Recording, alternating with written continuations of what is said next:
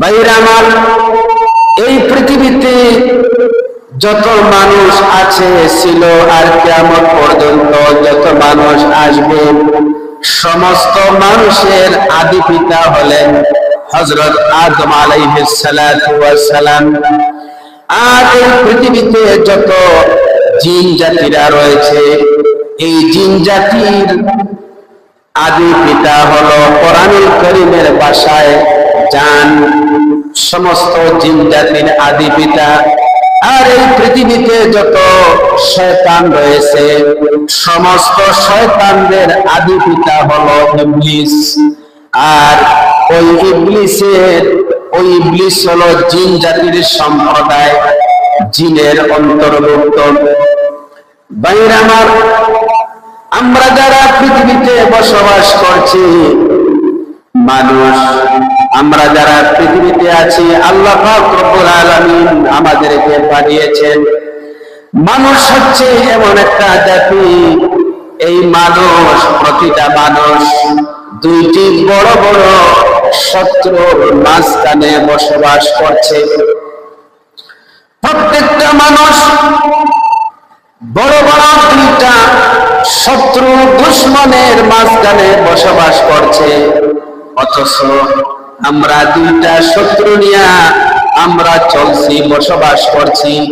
আমাদের সামনে পিছনে আমাদের মাঝখানে দুইটা বড় বড় শত্রু আছে, অথচ আমরা টের পাই না। একটা হচ্ছে শয়তান, আর একটা হচ্ছে নফস। এই দুইটা শয়তানের মাঝখানে আমরা বসবাস করছি, কথা বলেন ঠিক কিনা? একটা হলো বাহিরের শত্রু শয়তান, আরেকটা হলো ভিতরের শত্রু নফস। একটা হলো শিক্ষিত শয়তান, শিক্ষিত দুশমন, আর একটা হলো বুবা দুশমন। এই দুইটা দুশমন দিয়ে আমরা বসবাস করছি। ভাইরা আমার, এবার আপনারা প্রশ্ন করতে পারেন, আমরা দুইটা বড় বড় শত্রুর মাঝখানে বসবাস করছি, তাহলে আমরা কোন দুশমনকে আমরা বড় দুশমন মনে করব? শয়তানকে আমরা বড় দুশমন মনে করব, না আমাদের অন্তরের ভিতরে, আমাদের ভিতরে যে নফস রয়েছে, ওই নফসকে আমরা বড় দুশমন মনে করব? কোনটাকে আমরা বড় মনে করব? একটা প্রশ্ন আছে কিনা? যেটা বলে একটা প্রশ্ন আছে, কোনটা বড়, শয়তান বড় না নফস বড়? দুইটাই তো আমাদের দুশমন।